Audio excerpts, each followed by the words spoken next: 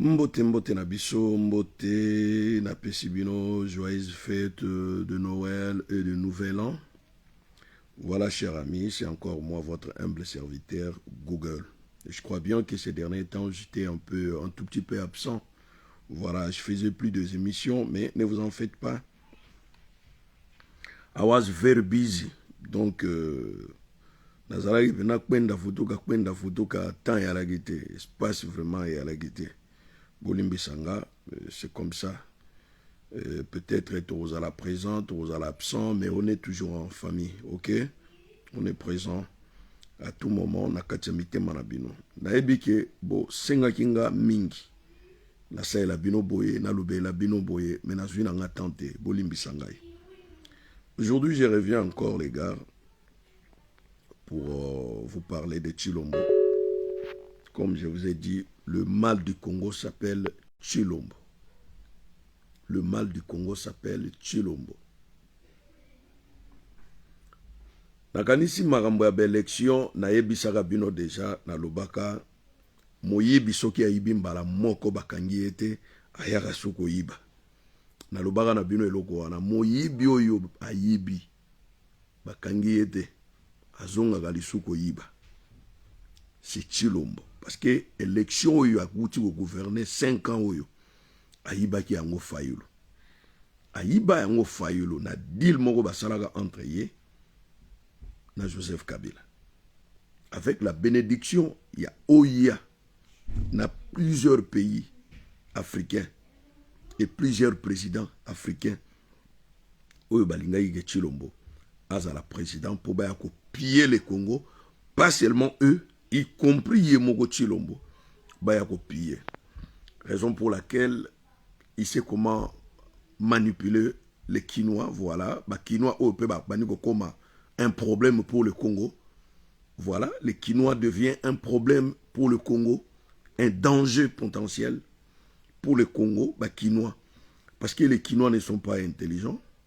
Les Quinois, comme des villageois. Donc, les villageois, villageois, mais maintenant, des villageois sont des Quinois. Parce que biso ekomi kolekala biso nous on est des Quinois mais ba Quinois oyo ya lelo babotami lelo na ba misu bakolaka babande ko batama na bandako manzanza bimi lokola mvule sili ba makala konki babimi ekomi ko bangisa biso un Quinois oyo akoli na ville à Kinshasa depuis des années 70 ezalaki na ba tour ya minene ba gratte-ciel ya minene ezalaki toujours na Kinshasa wana. En aucun cas, au tigala komona moto akei liboso ya tour akekanga photo. C'était des choses naturelles. Tout ça qui là ba CCZ, ba Sozacom, ba tour ya Régie des eaux, ba tour ya OZRT, ba tour ezalaki belé ba gratte-ciel ezalaki belé na ville ya Kinshasa. Au côté la komona Quinois mon côté s'est déplacé. Akenoukanga photo liboso à tour pour tout remonter na simanaï. Mais non, c'était des choses naturelles. Les biloko moko ya mboka ezana ngu naturel. Mais lelo, ils ont compris que peuple o yazana soif ya développement, absence il y a lumière, absence il y a l'eau potable, absence il y a ba route moderne. Il faut to bana ko pakola ma futa matembele na monoko. Na ebisaka bino ke Chilombo azana na programme te. Chilombo azana na programme te. Po batu mingi bayaka andeko azotonga te. Kotonga mwanda ko ezaka musala ya président de la République te. Président de la République azaka na challenge moko, c'est développer l'économie et créer de l'emploi. Voilà mon salaire président de la République Yangwana. Développer l'économie du pays et créer de l'emploi. Et Tumba Monene ya président de la République tanga yaka na ngwende ya mboka ezalaka à réduire le chômage à full kisa nkita ya mboka, économie ya mboka. Et ce n'est pas le cas avec Chilombo. Et lelo toyo komona botala babelo nenga ayebi bakinoa nenge bakinoa lelo ya kalate po ya kala babiloko wana ba stade martyr batongaka ba pont maréchal ba CCZ ba soza comme mais tobenganaka Mobutu tolobi yo lisusu te tolingi yo te plus que même oyo budget ekota wana boyebi barrage ya Inga et ça a combien de budget et ça a barrage moko basala ngo à plus de 8 milliards de dollars les gars écoutez babiloko na zolo banabino 8 milliards de dollars pour na créer barrage ya Inga olinge kozala 3 grands barrages hydroélectriques en un, c'est-à-dire Inga 1, Inga 2, Inga 3. Tant que basilisi Inga 1, baye ko relancer yango pona ko pesa lokiliti côté ya Kasai pour la Miba, Lubumbashi pour Jekamine et puis Ndambo ekoti Zambie.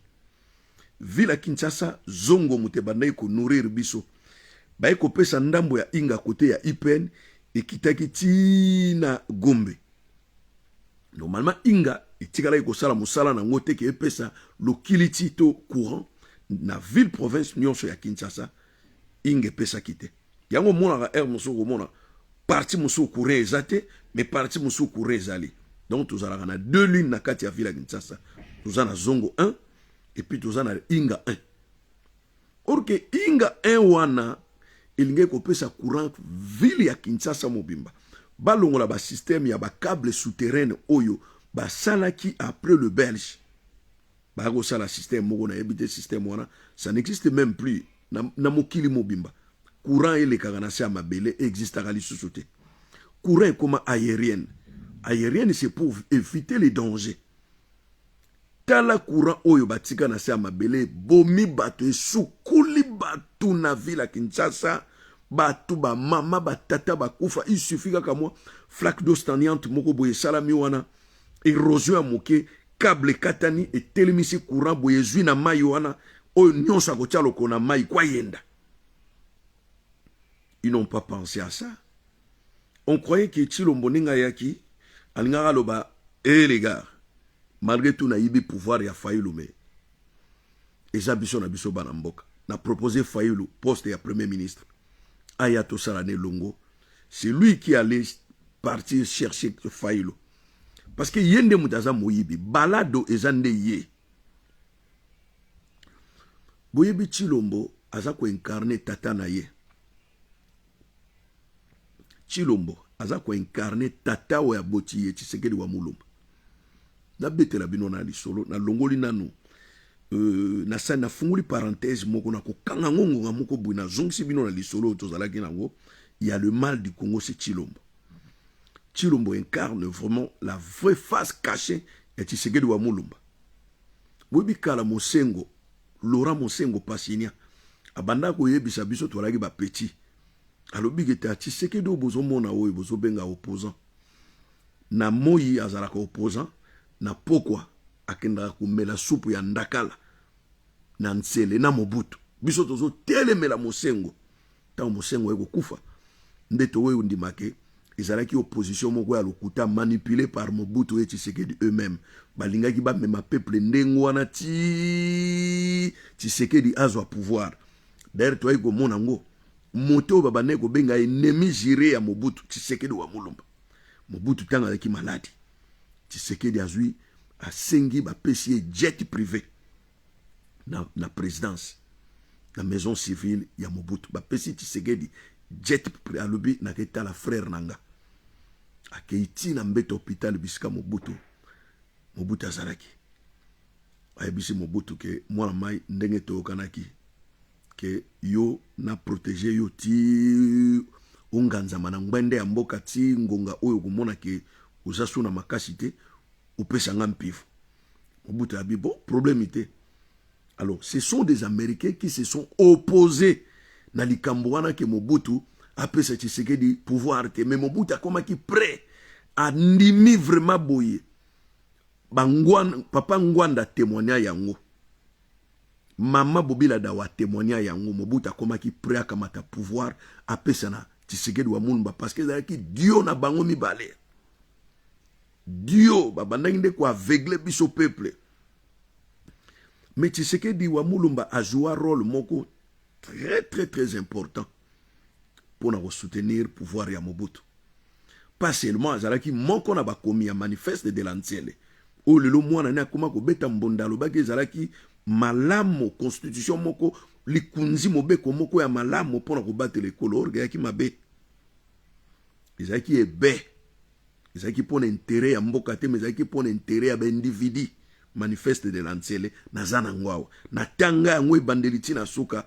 Il n'y a rien de spécial. Certes, ils ont na makamusu na kati ya malamu nesi partage ya ba pouvoir makamu ebele mais na kati eloko moko malonge ezalaki te. Eloko te. Alors, boyebake à cette époque na 1960 Mobutu a sali premier coup d'état. Premier coup d'état Mobutu a sali na 1960.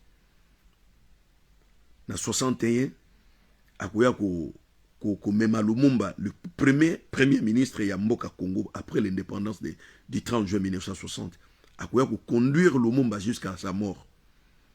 Et en 1962, a kanga parlement na kadena na ba parlementaire na kati a bomi bangonzala pendant 16 jours.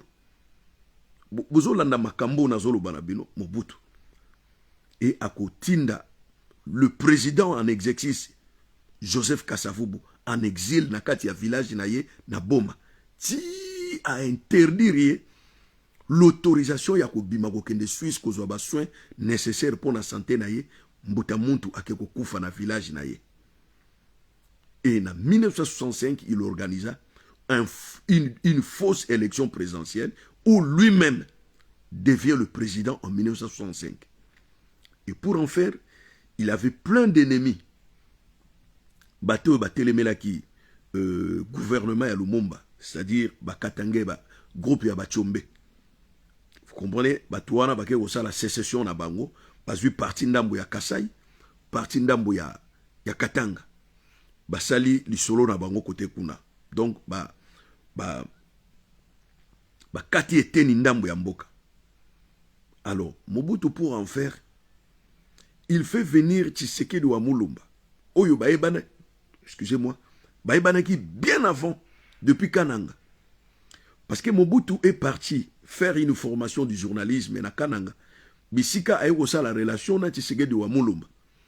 Et à côté les sous na kati ya famille na bango, a bali une sœur de Tshisekedi wa Mulumba, baiko botane mwana ya liboso niwa Mobutu.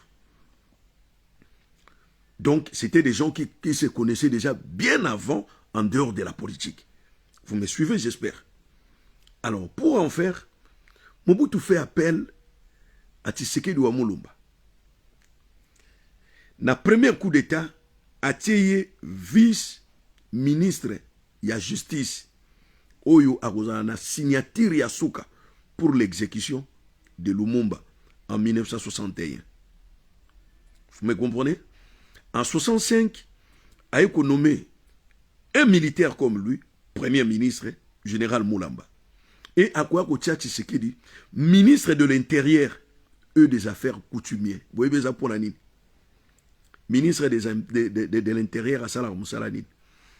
De protéger l'intérieur du pays, la population et leurs biens. Mais à Ekotia, il est ministre des Affaires coutumiers. C'est très significatif le long nazo fungola binomo boko na likambo moko pour boya comprendre qui est réellement Chilombo, qui incarne la face cachée de son père. Aussi longtemps, bateau nyonso bazalaki na ngambo ya Tshombe bazali déterminé que Katanga na parti ndambo ya Kasai etika la pays or que Katanga ndezalaki poumon ya mboka parce qu'il y avait la Gécamine où ezalaki coproduire na koloba 80% ya cuivre ya monde à cette époque. Pour en faire, Mobutu va négocier avec Tshombe. Il va négocier avec Tshombe que sécession wana esila basangana bayokana. Mobutu fait appel à un groupe terroriste algérien. Avec non ngana a besoin moi mayoana bozengaye bolekaye. Alors Mobutu envoya Tshombe na conférence moko ya monene sur les afro-descendants et bandai ko salama na Cuba. Et à cette époque, à cause de jet moko, oya ko kene nango ti Algérie, na Algérie, a sali scale moi ya repos moke, après a continuer Cuba. Nde ba ko yiba chombe na salle moko VIP bisika bandai ko pema moi moke amela café na ye, bonga continuer vol na ye, ba yibie bake ko tia chombe na moi prison moko boye, cellule moko ya 1 mètre et demi nenge batiaki mfumu kimbangu na Lubumbashi. Batieli bidon moko amayi au bout de 5 jours effondré aiko kufa. C'était de Belges qui ont demandé le corps ya chombe pour bake no kunda ngo na Belgique parce que la Belgique mutazala qui derrière sécession ya chombe na kati ya Katanga. Alors pour chasser tous les chombistes oyo bazalaki anti Mobutu et Mobutu akoya ko pesa tâche na Tshisekedi wa Mulumba. Bolanda histoire oyo bien akoya ko pesa Tshisekedi wa Mulumba tâche moko important. Tshisekedi wa Mulumba, qu'est-ce qu'il va faire? Il va déployer de milliers de familles kassaïennes au Katanga, soi-disant pour travailler à la Gécamine. Mais non, ce n'était pas pour travailler à la Gécamine. C'était pour chasser de vrais Katangais dans la Gécamine afin de remplacer le Luba. Ils les ont baptisés, bon voilà Batoyo. Le quoi ba oumeli mwa mukia wana Katanga ba komi ba Katangais. Ba Katangais ba bi non. Bango baza ba Katangais te parce que baza na ba tribu na bango, pe baza na ethnie na bango. Baza ba Luba. Ba lobi non. Ba oumeli mingawa, baza la ba moitié Katangais. Ba moitié Katangais bon ba moitié Katangais problème yate. Ba baptisé bango ba Lubakati. Mais en réalité, il n'y a rien de Balubakati na kati wana. Ce sont de Baluba. Vous comprenez? Donc, un Marseillais quitte Marseille pour venir à Paris. Il ne dira en aucun cas dans son existence qu'il est parisien. Il dira toujours que moi je suis Marseillais, je vis ici à Paris. Donc, bango balobi no bateau bakomi Balubakati. Bakomi siko kuboma bakatange, kuboma bakatange ti ba vide bakatange na kati ya Jekamine. Batigi baluba na baluba. Tandis que Namiba, il n'y a aucun Katangais. Parce que la plupart y a Katangais étaient aussi des Lumumbistes. N'oubliez pas, il fallait éliminer tous les Lumumbistes et tous les Tchombistes, les gens qui dérangeaient Mobutu. Et celui qui a rendu service à cette tâche s'appelle Tshisekedi wa Mulumba. Donc, pourquoi na Katanga? Les Katangais appellent les autres tribus. Les tribus nyonso ya Congo, les Katangais babenga bango ba Congo. Pourquoi? Cela explique au royaume Congo. Parce que les Katanga n'ont jamais été membres, to ba participaté na kati ya royaume Congo. Ba kata soke na Katanga moto nyonso uta ka uta Equateur, uta Bandundu, uta Kinshasa, uta Congo Centre, babenga batu nyonso ba Congo. Sauf ekolo moko Katanga bengeke mukongo te baluba abenga bango baluba oko uta Kisangani soke na Katanga bakobengo ka mukongo uti Equateur oke na Katanga bakobengo ka mukongo sauf ekolo moko Katanga asangisaka bango na bakongo wana te baluba. Vous comprenez? Et je vous signale que le grand Katanga ne fait pas plus grande par rapport au grand Kassai. Kassai, c'est une terre vide. Vide. Et puis, je vous signale que Katanga, ça coûte une terre érable. C'est-à-dire, ma belé à colonate. Parce qu'il y a trop de minéraux. Il y a uranium, ou il y a pollu, il y a déjà ma belé naturellement. Kassai, Azali, 98%, il y a territoire, il y a grand Kassai. Ce sont des terres érables. Il y a Kosala, Bilanga, l'élevage, l'industrie minene. Mais pourquoi ils quittent leur pays pour aller au Katanga? Pas seulement pour travailler à la Gécamine, mais pour vivre là-bas, gratuitement. Bon, on dira que, bon, ils ont beaucoup de Congo. Oui, ils sont Congo. Mais pour la Niezalaka, Bango. Ça aussi, c'est une question qui nécessite une réponse. Parce que, Bazalaka n'a pas promesse politique que soki boke na Katanga vie na bino ekoma meilleur bokovanda kuna vous deviendrez des Katangais na Kasai eloko eyate. L'objectif était aussi que mabele à Kasai na ba coin mingi il y a des carrières miniers diamant ezanase bakoki kotika ba Kasai ba tongate likolo ya diamant no kite l'état à cause na difficulté un jour ya koya ko exploiter babiloko ezanase ya mabele et sengeli kolongola ka bango ba famille na ba famille pona kotika ka vide na ba village pour l'état aya ko exploiter nkita o ezanase ba raison ezala ke belé.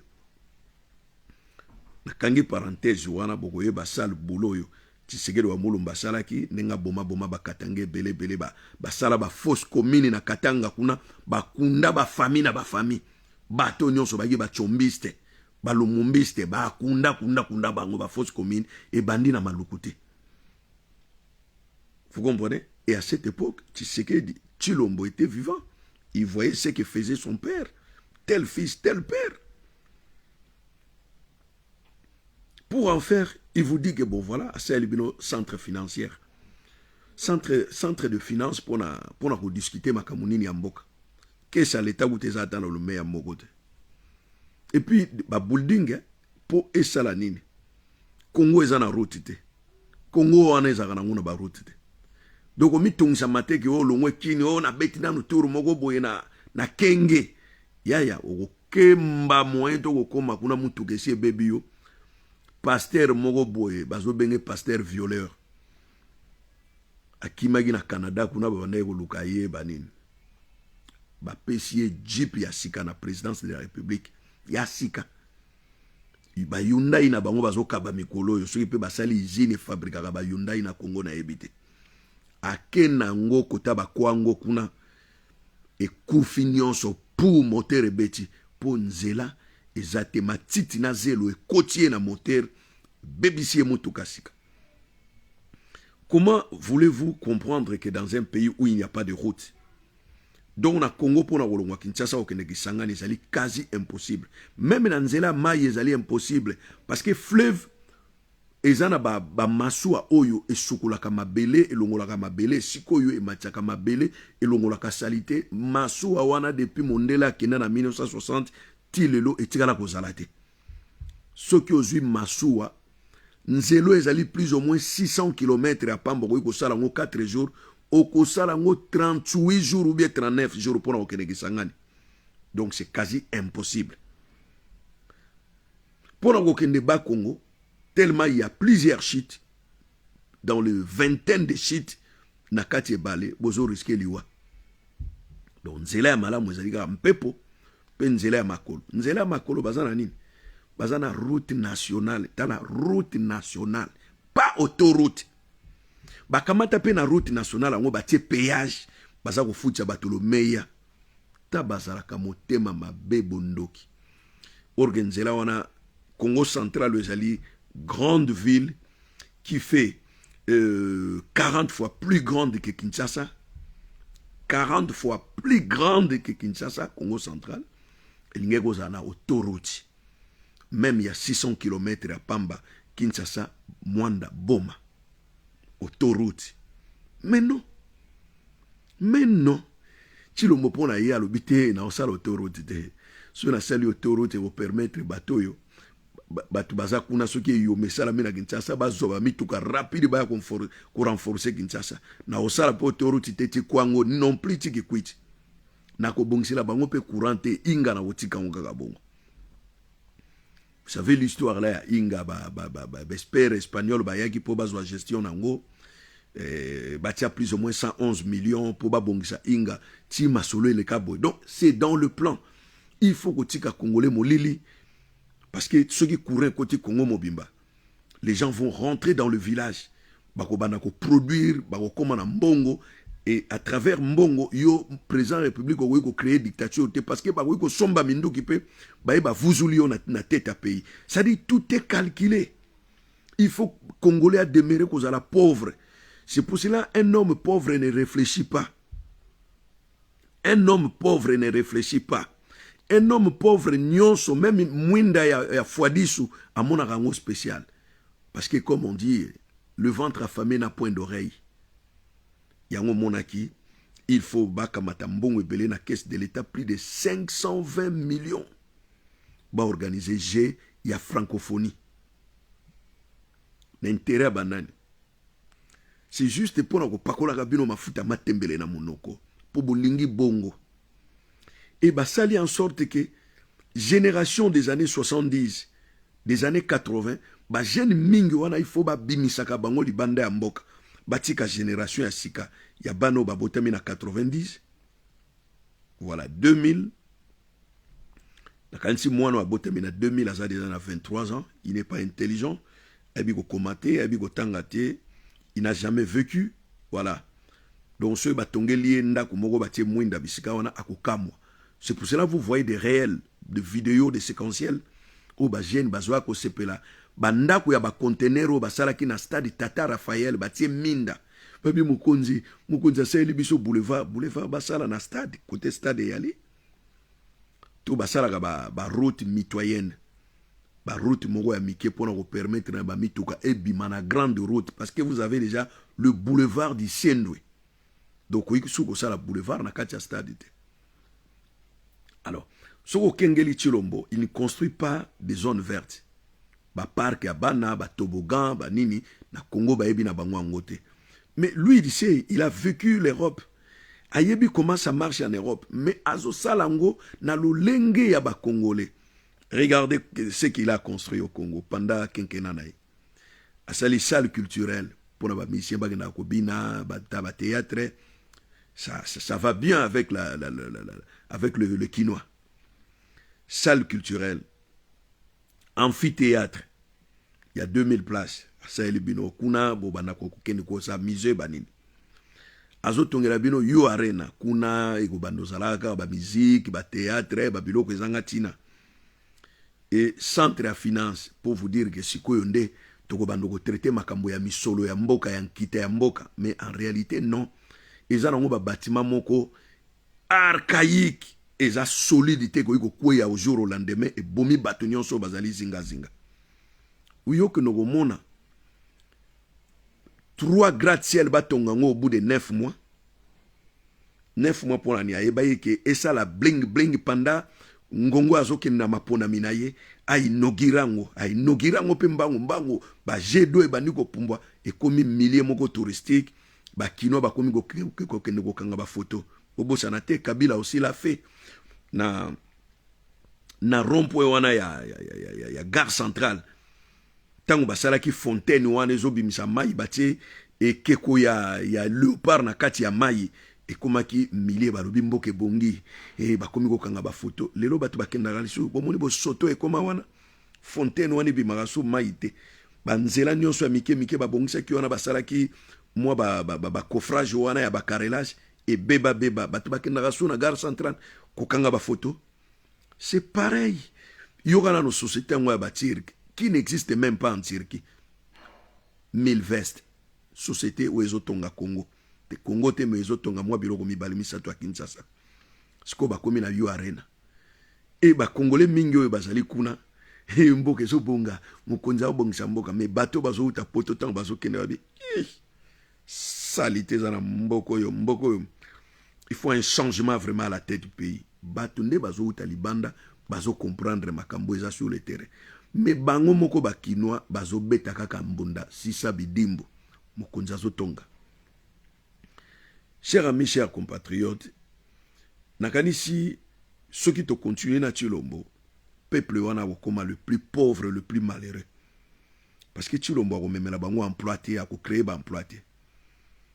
A créé misalate, tala une société chinoise et longwe na Éthiopie parce que bazala ko traiter batuna ba condition ya mabe. Ba longoli industrie na bango na Éthiopie, ba ko tia yango na maluku o esalaka caro, c'est-à-dire carrelage. Bazo futa bato $20 par mois. Na ebisi bino na Éthiopie ba bande ko futa bato $60 par mois. Ba bengani bango na Éthiopie. Société wana ye ko s'implanter na maluku na ville province ya Kinshasa. Bazo futa bato $20 na franc congolais. Bazana sécurité te, sociale, bazana système ya santé te, bazana prime de risque te, bazana eloko mon côté. Alors babiloko ndenge wana vandi boye moto ya ndenge wana okende kobetele maboko. Regarde ndenge akomi riche na mwa ngonga moko moke. Bazokende kobombaka ba milliards de dollars na Qatar na Emirates. Bayebi kuna eza pays moko so mokonzi akimi na exil ake kobata makuna. Mais oublie pas, Bobo Sanate Tshilombo, c'est un homme d'ailleurs. Lui, il a vécu toute sa jeunesse à l'étranger. Pour les lois qui manière que nous revendent à l'étranger, ça lui dit absolument rien. Binonde Bogotika là-bas, malheureux. L'habitant Bagua Webisa Bino que Makambo et Babanego Lobarabine Zalokuta, qu'est-ce à l'été, dans l'autre côté, bon fond la monoko. Mais comment on va faire? Comment on va vivre? Vous comprenez? Il y a un Toluba qui changement il faut écouter. Na ebisa ki bino ba o balingi mukwege. Na sepelaki na plan ya mukwege. Alobike ba osala ba grande route, ba autoroute, na ba route secondaire oyo bandoko kotaka na ba village po ebimisaka biloko akolia. C'était une belle idée. Et puis ba ko réhabiliter Inga 1, Inga 2, Inga 3. Ça c'était et puis Moïse Katumbi pas alaki na ba même idée. Donc na Congo il y a trois personnages balaka na ba idée à Makas. Il y a Mukwege, il y a Moïse Katumbi et il y a Matata Mponyo. Ce sont des gens, quand vous travaillez avec eux, quel que soit Makambweleka et Matata Mponyo, mais c'est un bon gestionnaire. Waneza Lokutate. Parce que Motoso qui a vaina Moyibi, il n'est pas au Moyibi. Mais Motoso qui a vaina Moto ya Malamu, a kotambola pena Lima. Et loko eleka na Matata Mponyo. Avant na criminel Kabila. Yango yé pas komara loko la Kabila. Vous comprenez? Mais c'est un bon gestionnaire. Mais Bopesa lisu Tshilombo deuxième mandat, mais beaucoup fat. Beaucoup fa, ya. Un voleur ne fait que voler. Le voleur, son métier, c'est voler. Yosu Mona, un voleur, il y a un métier, Moussoussa comme un baptiseur. C'est un casseur, c'est un détruiteur, c'est un voleur. Ba détournement de fonds, et bandosala maswe gozonga. Oh, 1 million, 10 millions de bungi. Ba ministre babandoko yiba lisusu. Et loko mowe golanda bango ezate. Bino boko sans pauvrir kaka toujours boko tika ba pauvre. A créer ne pe misalate. Ba investisseur pe bako yana bango te.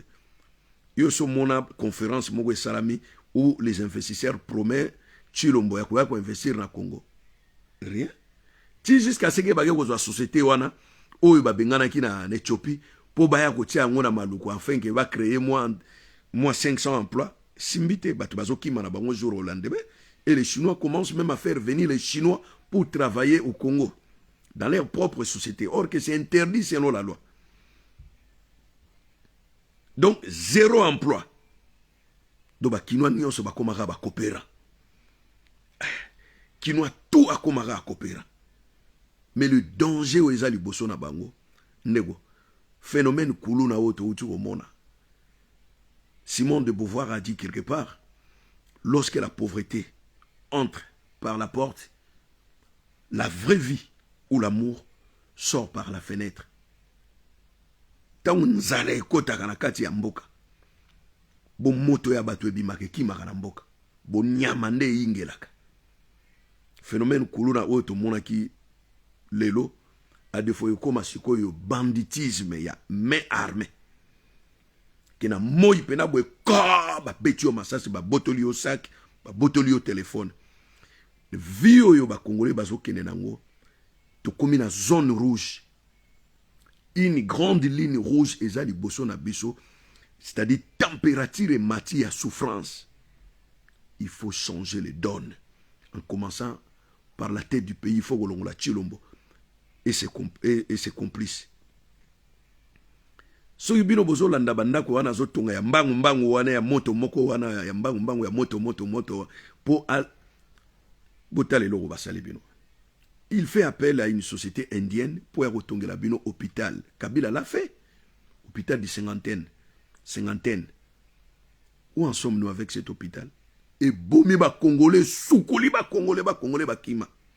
Et comment on va appartement ya ba commerçant indien ba koma la kuna. Le même indien ba yé ko ça la contrat ya ex mama yebo ba komisango clinique universitaire. C'est-à-dire les étudiants de l'UNIKIN peuvent venir passer leur stage là-bas, Makambebele, pour apprendre la médecine. Mais en réalité, l'hôpital ne sera jamais géré par le gouvernement congolais. Ce n'est pas un hôpital public, mais c'est un hôpital privé. Oyo bango ba yebisaki binote. Et bato ba keiko sepela. Ndakona tifoide apamba kuna $600 okoka yo salaka te. Kuna bozela te. Tozali awa boleli nanu te. Oh monsieur moi bate koyemba. Boleli te. Boleli nanu te. Son âme repose en paix des fois. Boleli nanu te. Na chilombo. Ah sepesa bino. Bino bolanda minda. O baso tonga banzela. O te ba tonga te. Nzela ezali ba route nationale éthique et bonga basala ba autoroute pembe na ba route nationale. Ba route nationale comme ba route départementale. Ça dit chaque ville a géré route na yeso ke bebi a bongesi. Ce que bandi na Kinshasa na Gombe ti bima ipen ezana maboko. Ezana maboko angobila.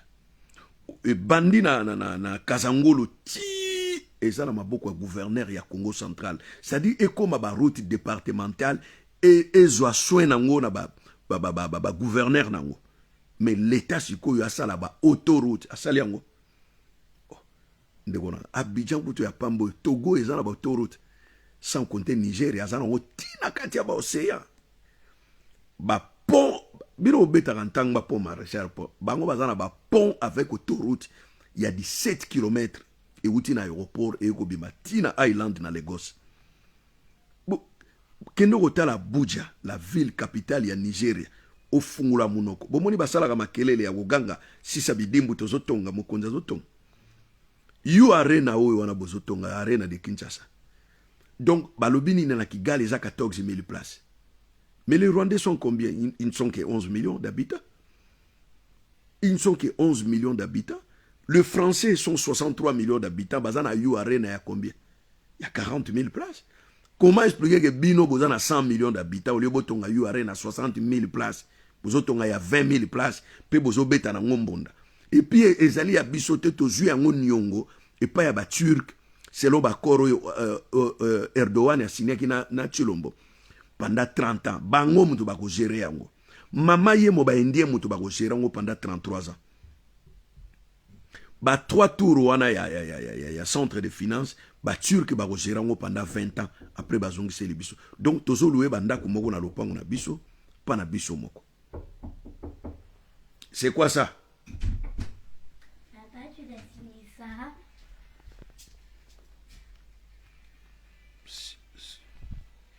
Tu m'avais pas montré ça. Ça? Oui, je sais. C'est une autorisation de sortir. Vous allez sortir? Oui. Bon. Pour aller au cinéma. Oui, si je vis ça. Moi, je suis signé, messieurs.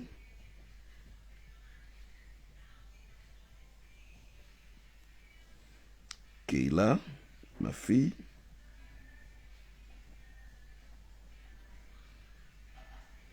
Voilà, j'autorise. Ils n'ont pas demandé l'argent. Oui. Voilà, j'autorise que tu pars au cinéma avec ta maîtresse et tes amis de l'école. Merci, papa. De rien. Donc, voilà. Bako pakolaka bato mafuta ya matembele na monoko. Baza kotonga. Bino boyebi 5 chantiers vibration nini oyaki na 5 chantiers à Kabila. Où en sommes-nous avec 5 chantiers à Kabila? Bacha Marika Samba, Bachali Fortune sont devenus des millionnaires.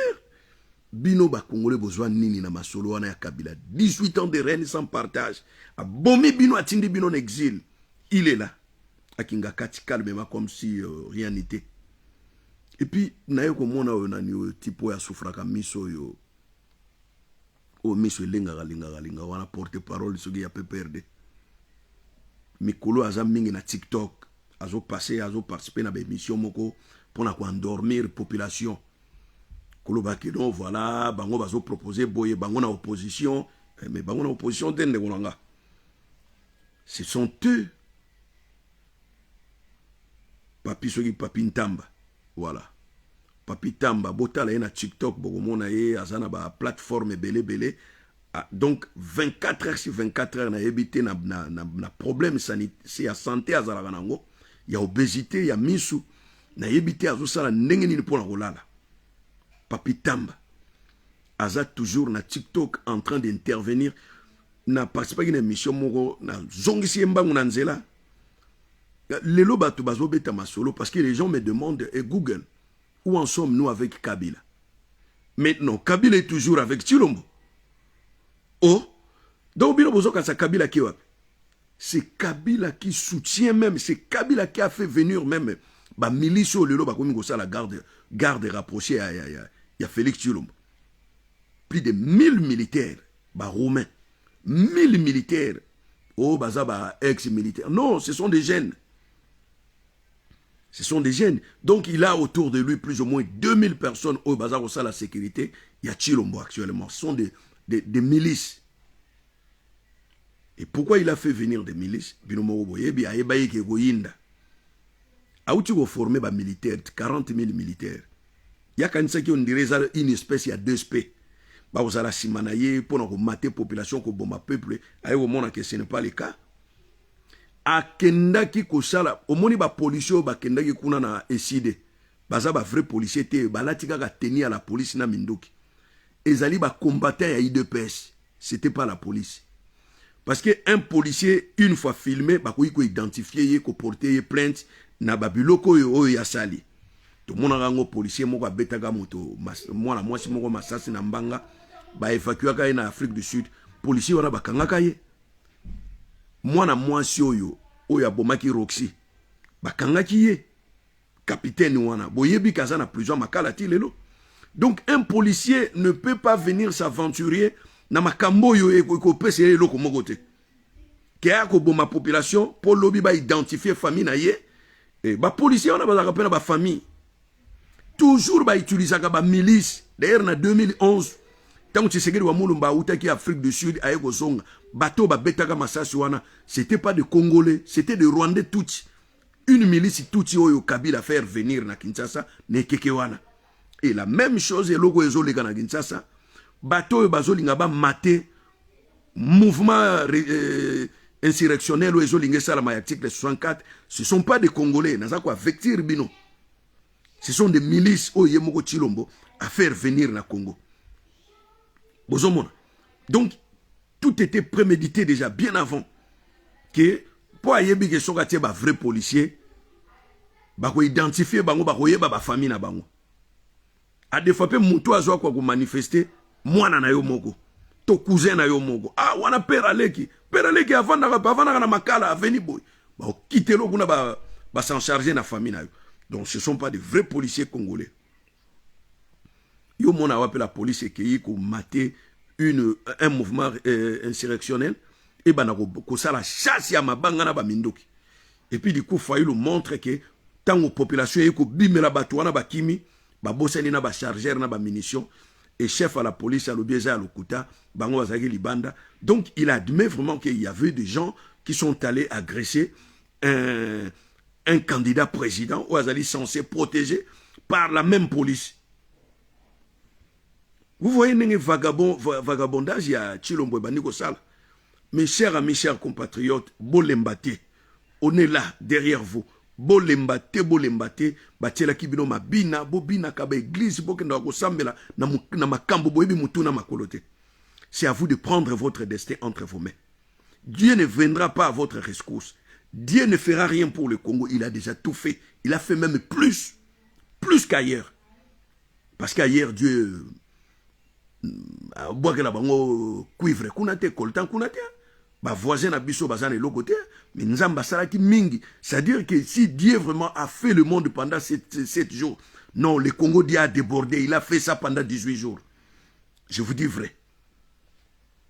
Je vous dis vrai. Et puis vous êtes là, nzamba osala te bokanga minoko na bino na makambo zanga tina bokotsa nzambe na makambo te. Levons-nous. Levons-nous. Soyons un. Soyons un. Tous se disperser. tolongwa na bamakambo ba tribalisme oyo mwana mobali ayeli biso ba tribalisme ya mabe. C'est pour diviser afin de mieux régner.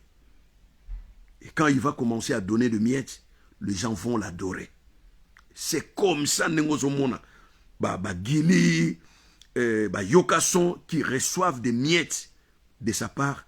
Bangone muto ba betela kai maboko. Mokonzi, fachibe, beto, fachibe. Et c'est comme ça.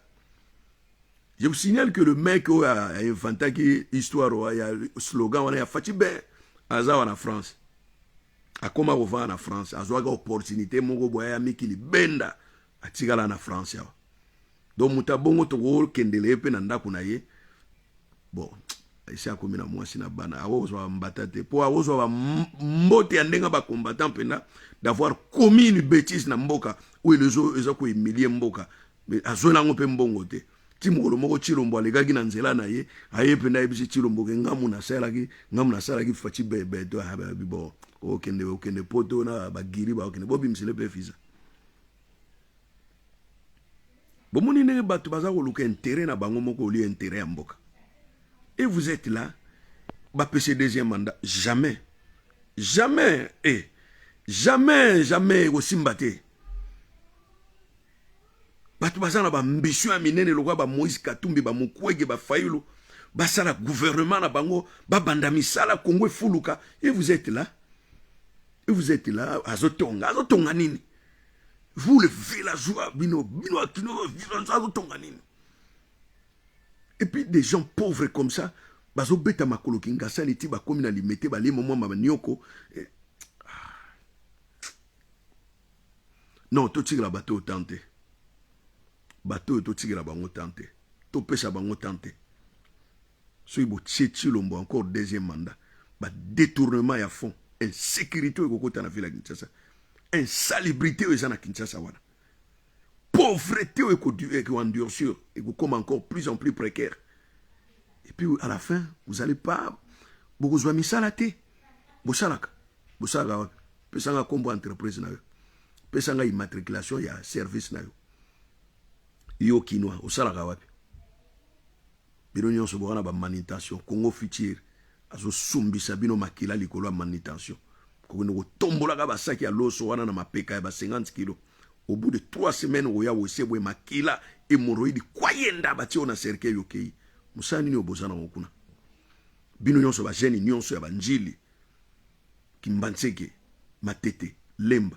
Bokoma okeno ko belela ba mousse na ba kit na ba boutique ya ba indien na ba libanais. E somba mousse, yoka stoyebi makambo zoleka kuna te. Ba jeune muso bazo sana kati ya ba boutique. Ça la facture, ils sont payés combien? $80 le mois. $80 Eugène, $80. Donc $80 wana na mutazana Congo Brazzaville azwako délai à plus de $300-400 un enseignant ou bien un commerçant. Yo suboza na kini ta la pauvreté à monene. Je vais vous relater une histoire. Voyage nanga liboso kolonga Congo pena ko bima Congo ko bima libanda Congo na kende voyage moko boye ezaki Nigeria. Ba liboso na vi nanga na mata avion. Bon avion pena ya munene parce que biso bana ba soda to bana ide ya ko tambola na ba avion tango wana société Gila Air ezalaki na aéroport Anjili to tambola na Bantonov mais avion penda oyo penda ya long courrier ya munene penda donc na mata premier voyage nanga ezalaki na Nigeria. Bon na komi na Nigeria nazaki na moi quelques jours na Nigeria. Mon vieux Guillaume Moulele na salué wana za mwana ya Guillaume Moulele ba fie na biso baza na Victoria Island na pesi bino ba gwirings ba kote kuna. Tant on a komi na Nigeria na komaki na 19h nazwaki temps vraiment de ya omona mboka ngo nazaki nano impressionné na ba autoroute naza ko admirer ba gratte-ciel ba biloko ba otongela bino ba centre ba finance. Kena Lagos o fungula munoko tout un quartier yango na yango ya minene ya ba banque ya bango eza ya modèle na binote au centre kuneza ba banque ba nini ba maison ya finance ya boye banque de Lagos ya boye banque ozomona ke mboko eza na makambo ya solo eza ba aventure à la tête du pays. Sikoyo tellement masolo akini alaki trop na batu tovandi batu bayeba ingate batu baye kotalanga ba sentir moto yo mijo nani ono aza na liste moko boye batu pena ba zonga ba 2h du matin masolo ezalaki ya makasi nalala moi noki te bon na yola muka ba 9h j'étais fatigué bon na tuliaki fufu ya masango tole ba ngulu ba matembele ba biloko ebele ya kolia ezalaki na butu tumeli ba bière moko sans alcool molta na poto ape ezalaka na maltina maltina tumeli ba bière wana j'étais épuisé nga il faut na lala amwaka lobi on se connaît la muka 9h sikoyo lelo nazwa temps na nga otala mboka ngo na yoka Nigeria na kengela nanu ya tala Congo wana ezosenga mutu moko boye penda oyo ayebi aza na souci ya kodévelopper Congo a développer za Tshilombo te. Tshilombo c'est un abruti, c'est un aventurier. C'est un aventurier les gars. Et nenga za ko appauvrir bino, c'est-à-dire vous avez une vie moko précaire, c'est-à-dire vie na bino eza ko citer de plus en plus. Donc vous avez komara ba pauvre moko à jamais. Ba pauvre à jamais. Et puis pauvreté wana tous allez à bomona ba criminel ba obima ba noko pena ba obima na minduki ba komo beta bato na banzela ko botola ba sac na ba téléphone na Congo wana ozo le kana na Congo na kenge na kwango boye biango boye bité na tala Nigeria boye na yo mona bia biliaka kwa kolia nzambe c'est-à-dire kuna maki batega ka dimbo mabatie na sachet lokola 1 centime dimbo ma ya do maki liki moko batega ka te dimbo ma na sachet boye batie tango bele ba pyramide ouais bien eggs how much 1 naira pesi 1 naira oye bon dimbo ma maki na teta ka 5 pona kina tika kolia ebela maki ndengwana te ata kutu nazalaka mutambongo na tika la kolia ebela ya maki ndengwana te dimbuma omona nga ta 5 vero wana ya nido moni miliki kako ya nido oyo ba tekela kabiso libanga bango kuna ya verre eza soki 1 centime donc ozana moi soki mbongo moko ya masengi lisengi déjeuner na yo bongo bazana mapa join bread agege bread plus de 40 sortes ya mapa ya batu ya ba asthme ya batu ya obésité pour ko réduire nzoto bazana ba map mais ndekoranga mais vous rêvez nanu bonheur donc ozomona tina nga ya tongoko na sali ti moko verre ya miliki ozomona tie komi botolo kola potopoto masango miliki lekebele maki na tie nyama miti nyama pembe na kulia maki nyama ngombe na kulia au bout de 12 jours biloko nyonso omona na poto ba KFC ba KFC McDonald's bango bazana ngo ba grande marque nyonso ya bilambera na poto H&M ba Zara ba H&M bango bazana ngo okoti boy na kati ya mboko zokanzo na London City makamba Damas Boki sendo na bango bisika bateka ba mituka au fond la monoko boye to bimeno c'est impossible je rêve ou pas on est resté derrière baninga mena mutulu la Tshilombo boye aza kokosa bino na bandako bazotonga mbango ekokweya au jour au lendemain ekoboma bato akopakola bino mafuta matembele na monoko il n'y aura rien boko deuxième mandat boko pesi boko zo ba détournement de fonds ya makasi ba ministre bako yiba ba millions bako za l'inquiéter mutu moko lelo nani azana prison oyo ayiba ba millions na Congo bo pesa nga kombo na ye sineke okaka mutu oyo alobaki mabe na ende azana prison kabunda nani yo azana prison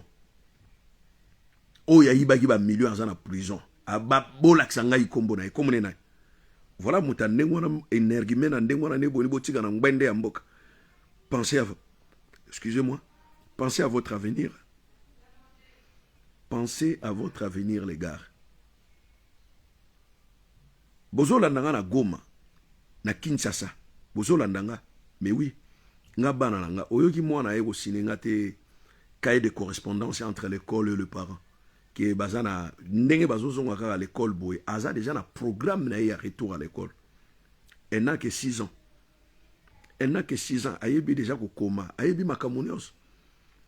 Ayebi déjà ko utiliser ordinateur, au PC téléphone boy pas beti mot de passe tatata à koti à beti na Google loko boy bani ko tanga bani 6 ans seulement. Bazana ba meilleure école de la France, meilleure école au France. Bazana Kinshasa te. Donc on fait ça pour vous. Parce qu'il y a vous voit de loin mode de vie au Bomenaka. Mais non, même il y a manazam bazana biro konyos, azana nzete a sala zala kitoko. Azana mbomawa kolia tango nyonso pe akoboko la bana naye, mais vous manquez de tout. Tout sauf rien. Même l'éducation na bana bino bazana wote. Les enfants obtenir le diplôme d'état, ce que nous appelons le baccalauréat. Ils savent ni lire ni écrire. C'est ça l'enseignement, c'est ça la gratuité de l'enseignement. C'est ce que vous appelez le développement digne de son nom. Mais les gars, à un moment donné, il faut arrêter tout. Hein. Vos boberies, vos singeneries, vos bestialités, il faut arrêter ça à un moment donné. À un moment donné, votre ignorance commence à nous surpasser vraiment les limites. Oh, peuple ni arrose à la zobati na niveau wana. Levez-vous. Levez-vous, ne donnez pas encore une seconde chance à Chilombo. A konzabino na ndenge ya mabenenga konzakibino. Ne lui donnez pas encore votre vie.